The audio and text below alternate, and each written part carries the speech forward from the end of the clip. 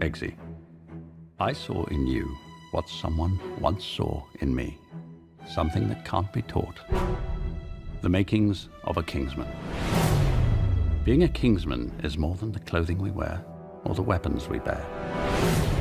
It's about being willing to sacrifice for the greater good. I hope you're ready for what comes next.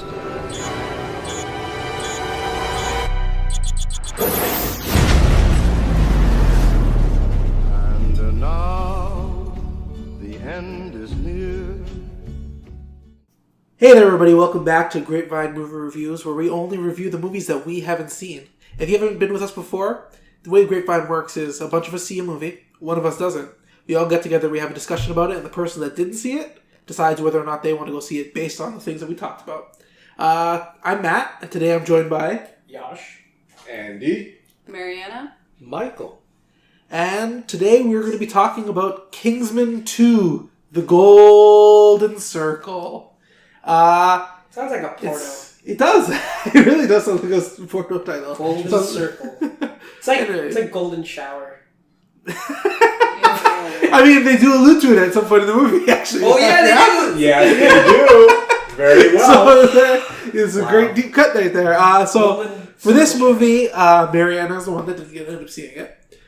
So we're going to do a quick little synopsis for her. I guess, Andy, you want to take care of the synopsis, basically what the movie's about? Sure, definitely. So basically, this is a pickup off of Kingsman 1, obviously, where Eggsy is now fully entrenched into the Kingsman, and he is now taken over for the previous Galahad in the previous movie.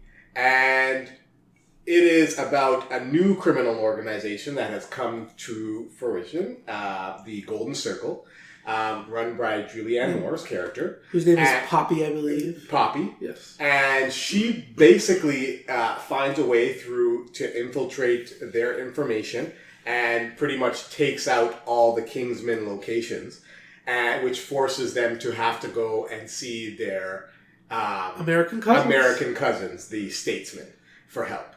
And then, of course, things ensue after that. And her whole plot is based around drugs. She's like the lead of a drug cartel, basically her own drug cartel. She talks about at some point in the movie that she monopolized the drug trade. Basically. Exactly. Yeah. So basically, every cartel works for her because she supplies every drug. So yeah, that's the basic plot of the movie. I guess Mariana, you can start leading the conversation where you need it to go. Okay, well, I guess my first question will be geared towards my favorite part of the first movie and how it develops into this one. Is my favorite surprise was how much I liked Eggsy and Taron Egerton's performance in the first one. And it was like, you would think he's like this asshole kid. He's wearing like Well, he's I don't know. Street rat. Yeah, he's like a street rat, but like he's just like he thinks he's so cool, like, and he'd be the type of person I'd see and I'd like wouldn't like. But then he becomes so likable while still keeping that characteristic. And I guess my question is, because this is the second movie, and unless he goes back to that situation and has the same development, is his character still as interesting and surprising, and also his performance, I guess, as an actor? How is it in this movie? I don't think you should judge people based on their looks, Mariana. And no, his attitude, like, I'm kidding, he thinks he's all that. All right, so I'll start off with this. So Taron Egerton. Taron Egerton. Taron. I don't know how to pronounce his name. But Eggsy. Yeah. Although he looks great in a suit, and really the fight scenes are very well done for his character. I felt it suffered from the same issues as Gal Gadot did in Wonder Woman, where when it came down to the times where he had to express his true emotion, there's one instance where, just like I alluded to in the plot synopsis, that one of the locations gets blown up, one of the Kingsman locations, and kills a lot of his comrades. And he's supposed to feel something for that scene. I felt that scene kind of fell short with him. I don't think that a lot of those pivotal moments where he had to show a true emotion really came through for me. And I think they were just a little bit too complex for him in those scenes for me. He still has that boyish charm. He still has that London charm, basically. But other than that, I think that's the extent of his acting ability. And it kind of takes away from the reason why I love the first one. Yeah, that's disappointing because I thought he had the range because I saw him in The Testament of Youth where he's playing a really emotional performance. And if what you're saying is true that he can't pull that off in this movie, that's... I don't think so. I disagree with it. I think my main issue with him, before we get too far, I think that they went too far in the wrong direction in this one, where I think they made him a bit too sweet. In that, I feel like any scenes that they showed him with his old friends, I feel like there's a couple scenes where they deliberately made him put back on that the baseball cap and hang out with his old friends to be like, remember, he's from the streets, and I'm like, yeah, but he's not really anymore. He's too, even his friends that are, thugs, they're now all sweet. Everybody was just too sweet in the movie. I feel like, when they his were friends still, died, he was too... smoking crack, though. Yeah, but they did it in, I told you not to smoke crack, buddy. Come on. It's none of it was played in a way that was serious, and, I feel like there was an edge to the first movie. I feel this movie kind of rounded the edge. I agree with that. Softened the edge. Yeah. I just didn't... He didn't have that edge to the character anymore. He was just too... oh, I'm so sweet. And when all his friends died, he's like, how can you keep on doing this? Our friend just died. And they're like, yeah, but we're secret agents. We're going to keep on doing this thing. He's like, okay, but I'm really upset about our friends dying. That's and exactly the whole movie my point. keeps on doing I'm still upset about my friends dying. And when he finally, I don't know if it's a spoiler because it's in the trailers, but when he sees Harry for the first time, he's like, oh, he's here. I'm going to go give him a hug. And I'm like, this doesn't feel... He feels too sweet. He feels like a child. I didn't like it. The child aspect. It just didn't connect. Okay, so the reason why I really love the first one quickly here, I don't want to cut off Michael's time and Yash's time, but the reason why I really love the first one is because Harry's character took the place of Eggsy's missing father figure. And it was kind of like a growth picture. It's a classic tale that's been told before in X-Men First Class and other movies that have done it just the same way, where you enlist this guy and he has full potential, kind of like Men in Black with Will Smith. Yeah. And in that movie where Kay... He's a little bit rough around the edges, right. But he's an asset to the team. That's right, and Kay teaches him how to be a man. And he also teaches the person that's teaching him how to be a man how to not be so regimented and everything has to be so by the book. Exactly. So he learns a lesson from the child. So that's why I really like this. And with that gone, it really had nothing to fall back on. Do you agree, Michael? I agree to a degree. I think what I agree with is Taron plays suave way better than he does the emotional stuff. I still thought the emotional stuff landed with me well enough. But certainly... his strength is that spy mode. Yeah. Here's the thing though. I thought some of the emotional stuff landed, but I think the absurdness and the silliness of the script got in the way of him doing of him trying to do all that. I think him as an actor, he's really good. I just think they wanted to make this crazy first Kingsman-like movie, which you can't do without Sam Jackson. But you can't make a crazy fucking movie without that guy. I feel like the first one was wacky in the sense that Sam Jackson had this wacky over-the-top character with this lisp, and he's trying to do this huge, big, crazy plan, and it's kind of out of left field, and it feels crazy. I feel like this movie is people really like that it was crazy and wacky in the last one. We need to up it. We need to make everything crazy and wackier. What they did was take pieces of Sam Jackson and give it to all the characters. I want to cut straight to the point. Why this movie isn't quite as good as that first one. I still like it a lot, but it's not as good, and that is the pacing. I think all those beats that I wanted to see from a Kingsman sequel are in here.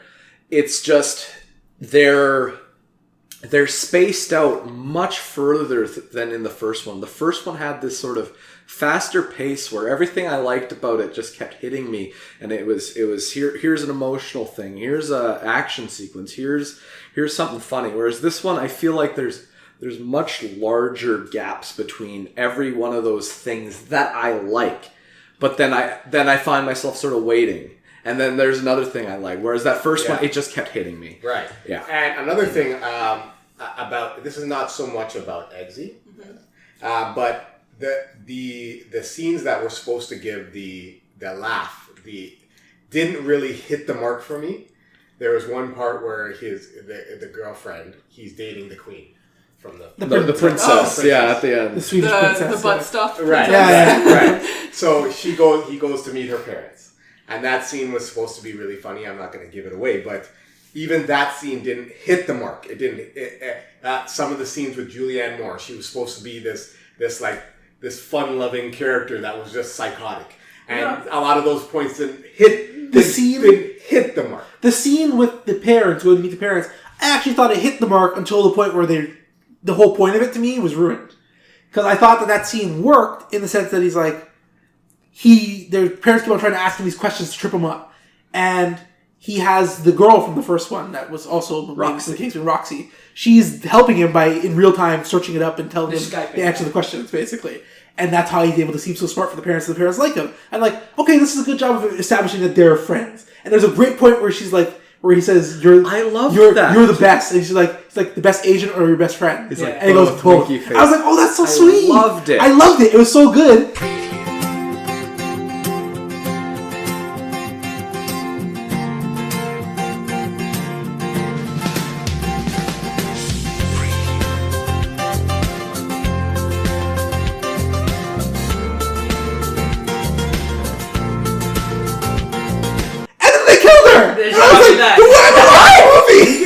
Spoiled it right there. Sorry. No, because we saw it in the trailer. They killed everybody. I didn't see it. You didn't see the trailer? I saw the first one with Harry. All right, so we were just kidding. In saying that, I don't agree with what Michael and Matt are saying, because I didn't have any stakes with any person in the movie. There was no emotional stakes with anyone, not even when Harry came back. Not even the pug? Okay, the pug a little bit, and Mark Strong the most. I like Mark Strong much in this I film. love Mark Strong. He's so Mark Strong's good. my favorite. But other than that, there was really no emotional stakes. When she died, I was like, I don't care. When his best friend died, I was like, I don't care. We didn't know that character until this movie. Right. So there really was nothing to hang your hat on to be like, okay, now I understand why Eggsy is hurt. I understand why he has pain. I understand why all these things are happening to him and how he should feel right now. I didn't even feel that, not even for 1 second. And maybe, just like Yash said, it was because it was so whimsical and so out of left field. So it didn't allow him to be like he was in that movie that you said. Mm-hmm. But whatever it is, I couldn't pinpoint it. It just didn't hit the mark like I wanted it to. Yeah, I think you said it best. Like, John Wick took the best parts of John Wick and then upped it. Right. Just multiplied. This movie tried to do that, but I don't know. I can't put my finger on it, but it just got the tone. I think it's the pacing. So is it... I disagree. I don't think it's the pacing. I think the issue is the first movie is very pointed in what it is. The first movie is a kid discovering this whole world, and we're going with him through the training of it. So while we're going through the training, we're following him as he's learning new things, and it becomes this kind of, it's in its own way kind of a coming of age story, or like a learning story. We're learning about the Kingsman with him. We're part of the story with him. This movie doesn't have as straightforward a trajectory as a movie. Well, I'll tell you what the trajectory is. I think the trajectory of the movie should have been that when they kill all the Kingsmen, they should have killed all the old Kingsmen, and him and Roxy are the only two I agree left as young people. 100%. And it's the next generation I thought she was Kingsmen wasted. I was going to bring it up Exactly. because I didn't want to spoil it for you. She is wasted. I think the movie should have been about the youth now having to go it with Mark Strong. With Mark Strong, without any of the older agents there to help them. Yeah. And that's a through line that you can follow through the movie of young people trying to succeed at an old man spy's game. Yeah. There's no old man background to show them how to do it. And because that's not what the movie is about, it just feels like there's no through line. It's all over the place. No, there is a through line. I'll tell you what the through line is. I realized it at the end of the movie, and I think it was a mistake. This movie is about his relationship with Tilly. Oh, God. 100%. The princess? I don't like Tilly. that. I really like their relationship in small bits, but the entire movie is about it. And I only realized that at the end, and I was like, Oh. Fucking dumb. And it just connected with me. I'm like, Right. oh, I see. felt This that, and I entire really didn't want it to movie be is that. about them because you go. It's basically it's going through the beats of their relationship. Yeah. And it's mixing the missions thematically into that. Okay. Okay, so to bring it a bit off topic is, I think what the first one very obviously is a joke about spy movies and specifically James Bond. And does this movie do that too? And is it successful in it? Or did they kind of like, okay, we did that in this first movie, now we're just a silly spy movie? Basically, it's just a silly spy movie. Right. And I feel like they try to do a lot of riffs. A lot of the jokes are just riffs on things from the first movie that they bring back up again. Like what? Like the fact that They brought the bum thing back. They had a joke. Yes. Okay. Like, let's go like piece by piece. It's like the first thing is when Harry comes back and he does the whole.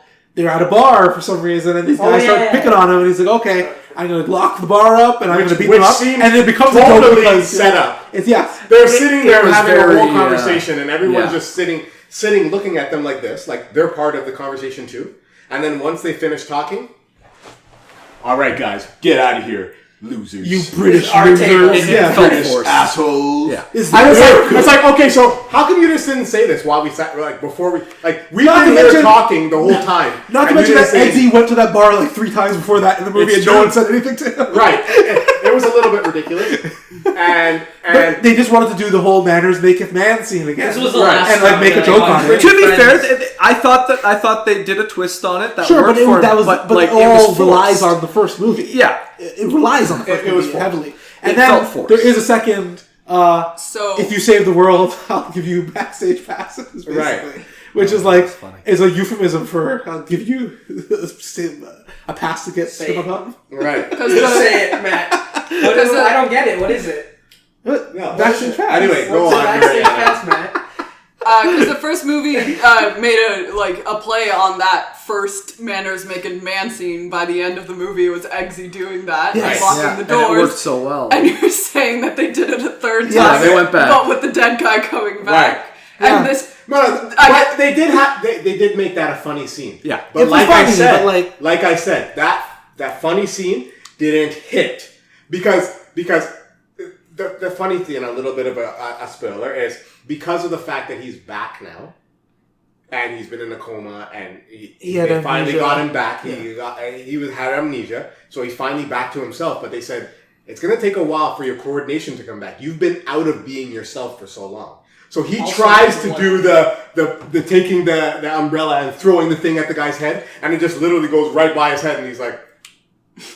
Then he's like, yeah, are we gonna stand here? Are we gonna? And he just gets punched in the face, right? So he loses obviously the fight, and then the statesman guy that they're having the lunch with has to take over and do it. And I think it ties in. I thought they shouldn't have brought Harry back. But I don't think so. I liked that The whole butterfly thing was nonsense. I liked that they gave it stakes in terms of, he's not just magically back. Like, he is off his game, and I don't even think he was really fully on by the end of the movie. No. He's still messed up, and I appreciated that. But I still don't think they should have brought him back at all. I feel like they just wanted to have a name in it. I think they wanted to have Colin Firth. Right. Yeah. This is the reason why I don't appreciate that, This Michael. is a conversation from before. He was having an identity crisis. He's like, I'm this butterfly guy, Yeah. but I'm also this. Yeah. So this is why it secret didn't work agency. for me. If they had left it that he came back and he was off his game, then that would have been one thing. But if he was so off his game, how did he pinpoint Yeah. the real plot Yeah.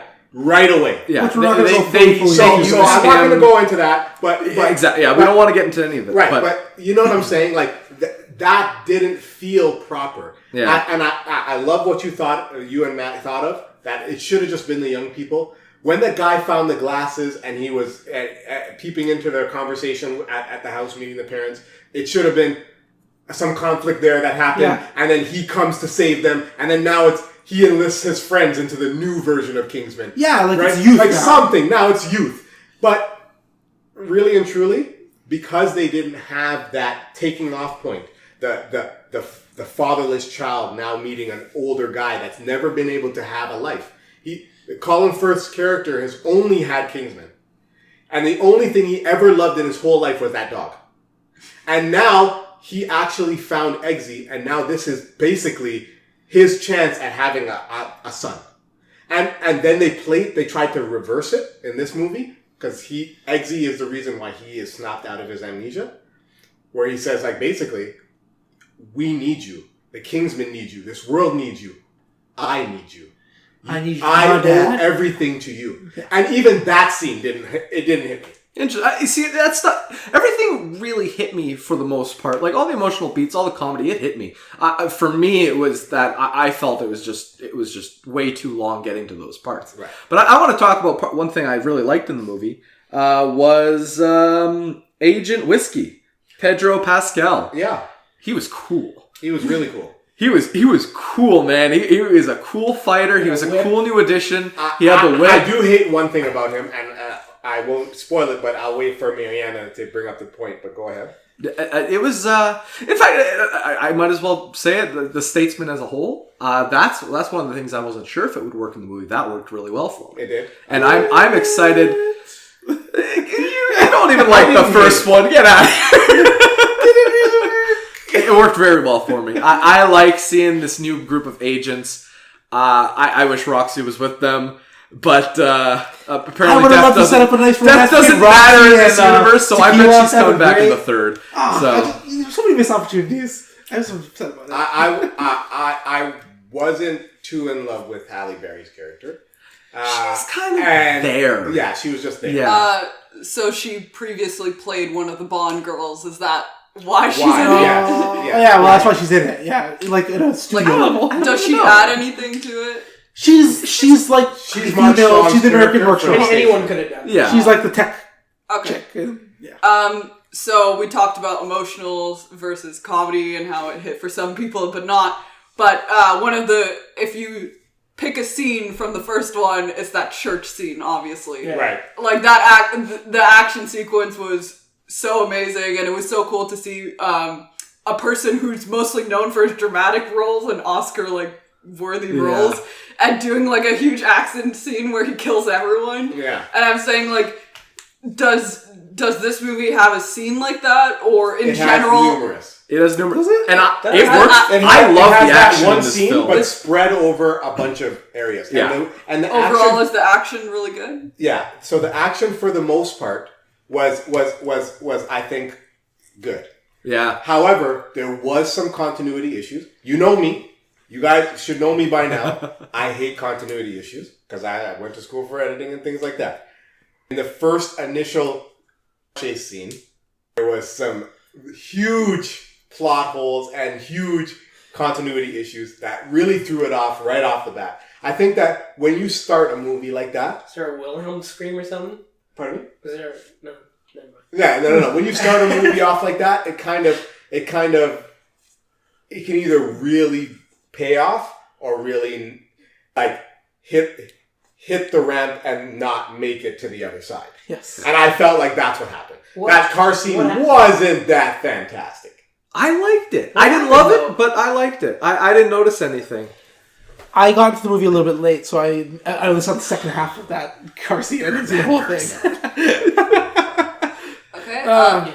So another thing is, how is the villain in this movie? And you said it's Julianne Moore, right? Yes. Julianne Moore.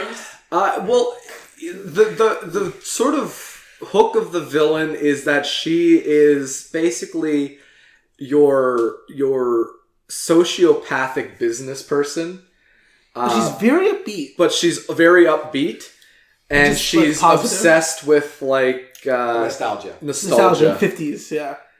And I think it works at some points, doesn't work for some points there's for me. nostalgia for other things? Her entire face. She likes like old style, she like grease diners, and but like she's very techy. Yeah, that's which doesn't make sense. It's like it's kind of like steampunk, but different. No, it's like a nuclear family type of thing. Steampunk is exactly like old. It's nuclear but family futuristic. style, right? It's like it's like old and futuristic. She wants everything to be like robotics, look like the 50s, but it's all robots. The old style stuff. Her entire base is basically her own little city 50s town. That 50s, is 60s town. Yeah, it's got like a bowling alley and it's got a barber shop and a diner. Like her main thing is the diner. That's Poppy's where she diner. hangs out. Yeah. And I liked all of that. Especially in the action sequence. Really good. Elton John. I thought at the beginning, like they established her as like this drug lord, and I think it was at the beginning they just said she does weed, and then like later on in the like midway through the movie, like they say she sells all the drugs. Yeah, she does. I don't think it was starting off as weed. They showed a picture of cannabis. Yeah. Because it rolled from the bag of cannabis. Yeah. I loved that. Yeah, that was cool. That was a good transition transition. was amazing. They zoomed in on a bag of cannabis that was on the table from Eggsy and his friends hanging out, and then the cannabis turned into trees and went into her hideout, which is in the Amazon somewhere. Yeah. Okay, that makes me. I feel like the reason why they did that, like make her sell all the drugs, is to like make her the bad guy. You know, like if she's just selling weed. She just wants to legalize weed. That's not that bad. No, but I think she's right regardless. I think she's right too. So let's put it this way. Okay, I think they went too far in trying to do what they did with the villain from the first movie, which is Samuel Jackson's Valentine character. He's well-meaning at his very core, which is we're destroying the planet. He's an environmentalist. He wants to save the planet. His way of saving the planet is too extreme and like evil, where he wants to kill everybody or like kill like a certain percentage of the population so that the planet won't be destroyed. But at his core, he's well-meaning. He's an environmentalist. He's trying to save the Earth and save it for future generations. That's what he's trying to do. I think that they wanted to go with the same kind of a thing for this character, except they went too far where I completely identified with her in every way, even though I've never done a drug a day in my life. I never wanted to do drugs. I don't need to do drugs. I don't care. But her whole thing is, I just want drugs to be legal so I can sell them and actually be like a legit business person. And I'm like, yeah, that actually makes sense. And there's a point in the movie where she specifically says, I want you to sign this decree, basically, that legalizes drugs, and we will tax it and regulate it, and I can be a Fortune 500 billionaire, basically. And I'm like, right. Yeah, that makes sense. So I can be a legitimate person. So I can. She's like, I want to be like alcohol. I want to be alcohol and cigarettes. She doesn't want to be in hiding anymore. Plus, she's like, she also knows the addictive qualities of everything else. There's one sequence where the guy's about to put some sugar in his teeth, and she's like, listen, I just want to let you know that sugar right there is twice more addictive than cocaine. And then she also it's worse for you. It's worse for you. And then she talks about alcohol, how alcohol and cigarettes, and because those things are legal, they're able to be done. But how come she can't do what she's doing? And it's way. No, but everything she said, I was like, you're right. She's right. Yes, but that was a positive to her character. You're talking about it like it was a bad thing. I liked that her character was doing something that you're like, yeah, there is this weird legal line, and the evil part about her is that she is a sociopath who does not care how she goes about getting that. Yeah, but even her plan, I actually didn't even disagree with, where she's like, I'm going to send out this laced drugs, but everyone takes it, it's going to make them sick, and I'm going to basically tell you, everyone who took this drug is going to die, unless you legalize it, and then I'll send everyone an antidote. I don't know how you. So she didn't want to kill them. She didn't want to kill anybody. She didn't actually want to kill anybody. She just like, I'm going to hold them all hostage, and I'm going to let them all go, because I want to buy my drugs. If you put a gun to someone's head and say, I don't want to kill this person, but I will if you don't, that still makes you a villain. Nothing happens until there's final conflict. Wait, but again, it's still there, though. No. It's wrong, but it's wrong for but that's what made her character interesting. Like the movie John Q. His son needed a heart transplant. He wasn't high enough up on the donor list, and then he goes into the hospital and holds the hospital hostage until they give his son the heart transplant surgery, and he goes to jail after, but he wanted to save his son's life. And at no point did I go, oh, he's evil. He's holding these people hostage. I don't care if his son dies. Now he's ruined the family. Absolutely. She's right. And at the end of the day, she didn't actually want to kill anybody. Those are her customers. She wants those people to be able to keep on buying drugs. She's just trying to hold the government's feet to the fire and make them legalize drugs. That doesn't change the fact that she still murdered a lot of people. Right. Some of the people and she killed all the Kingsmen. The guy she's still killing people. She's getting her own henchmen to kill people. Right. She kills her own henchmen. Like she's not a good person. I like that she's got this different sort of look. Politics aside, it's a different perspective. And I think the way they also twist on it is the way that the government responds to her thing. I'm glad that was fascinating. Now, there is a character that's supposed to be basically Donald Trump. And they took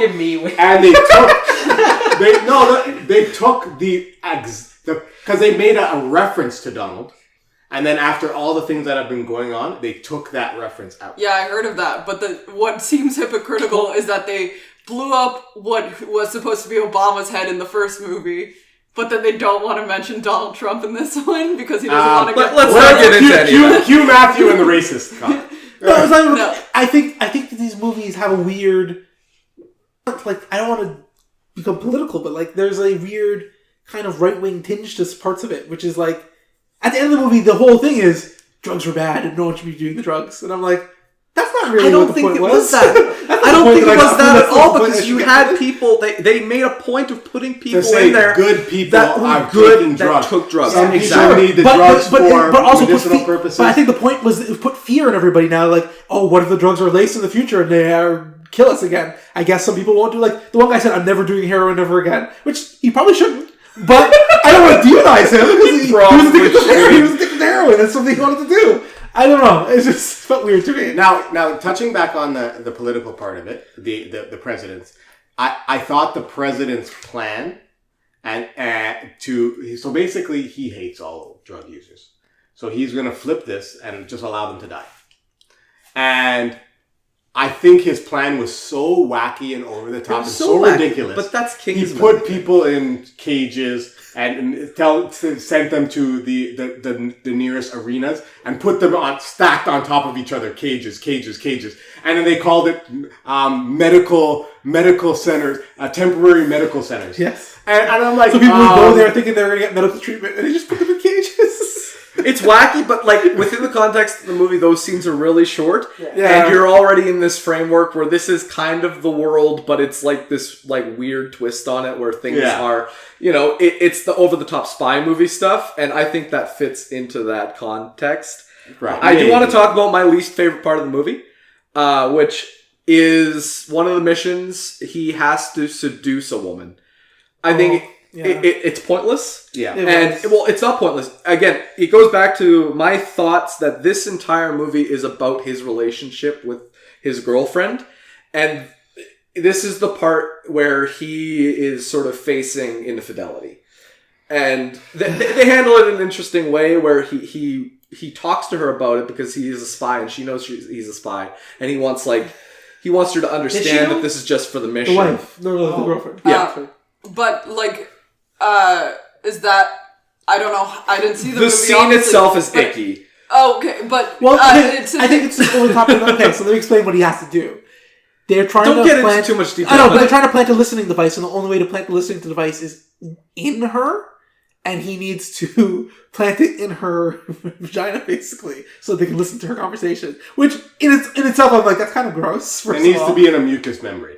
Yeah, so you can either put it up her nose, or you can put it in her ear through her ear, or... But they're like, oh, it's this weird. is the easiest way. And I'm like, took me out of the movie, and I was like, this doesn't need to be in here. Right. Yeah. But what I was gonna ask is okay, from what it sounds, it sounds icky, but did it at all seem like a play on the James Bond things? Because he's always seducing women to get, sometimes he gets seducing in them a way, I don't think... It could be the case. But yeah, from what it sounds like is that I've seen in a lot of old, a lot of older Whiskey Bond tries movies. something, which is very Bond-like.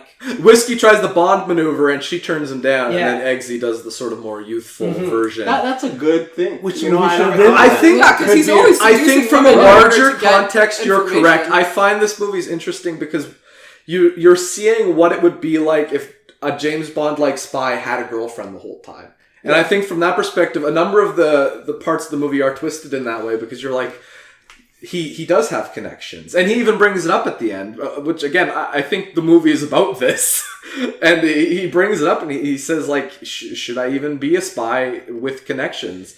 Like, Well, I think that conversation. I think he made a good point in the movie where they don't really follow through with it. Which is the point in the movie where he goes, his girlfriend basically says like, do you want to get married at some point? And he said, I am a secret agent and you're the princess of Sweden. Yeah. You're too high profile, and if I was married to you, I couldn't be a secret agent anymore. And then at the end of the movie, I feel like they go down that road again, but they never really address the issue of it, which is he's a secret agent and she is a public figure. It would be like if James Bond married Britney Spears, And you're like, oh, but she's a famous pop star. You can't. Yeah. You're not now. You're visible. You're her boyfriend. Now. Hiding I in mean, plain right sight. now she's kind of invisible. So I know, but I'm like, Or Kim Kardashian. Taylor Swift or Kim Kardashian. I don't know. But like, it just feels contradictory. To boil it down, this movie just had so much in it. It's a long movie. It's like 2 hours, 20 minutes. Yeah. And it had a lot of these things that I wanted from the Kingsman sequel that I loved from the first one.